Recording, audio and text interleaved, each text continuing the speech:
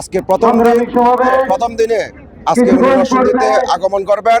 সেই উপলক্ষে আমার নরসিংদী জেলা বিএনপির সভাপতি আলহাজ কারুল কবির খোকন সাহেব, সাধারণ সম্পাদক মঞ্জুর আলী সাহেব সহ নরসিংদী জেলা বিএনপির প্রত্যেকটি নেতাকর্মী গত এক সপ্তাহ ধরে নিরলস পরিশ্রম করে যাচ্ছেন। নরসিংদীর প্রত্যেকটা সাধারণ মানুষ দেশনায়ক তারেক রহমানের মুখ থেকে একটি কথা শোনার জন্য আপনারা দেখেছেন দুপুর থেকে আজকে রাত্র প্রায় 11টা বাজে এখন পর্যন্ত বসে আছে শুধু অপেক্ষায়। আমরা যতটুকু খবর পেয়েছি এই মঞ্চে আসা পর্যন্ত ওনার কমসে কম মাত্র 1টা বাজবে, 1টা নয়, যদি সারা রাত্র অপেক্ষা করতে হয় নরসিংদীর সাধারণ মানুষ তার মুখের কথা শোনার জন্য এখানে অপেক্ষা করবেন।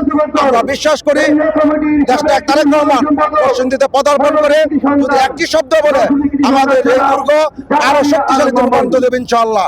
আমরা বিশ্বাস করি দেশনায়ক তারেক রহমান যে আগামীর বাংলাদেশের স্বপ্ন দেখিয়েছেন সেই স্বপ্ন বাস্তবায়নের ক্ষেত্রে আমার জেলার সভাপতি আলহাজ কারুল কবির খোকন এবং মঞ্জুর আলী সহ আমার নরসিংদী সদর আসন, নরসিংদী জেলার 5টি আসনের প্রার্থীরা নিরলস পরিশ্রম করে দেশনায়ক তারেক রহমানকে এই 5টি উপহার দানের শেষের বিজয় এনে ওনাকে উপহার দেবেন ইনশাআল্লাহ।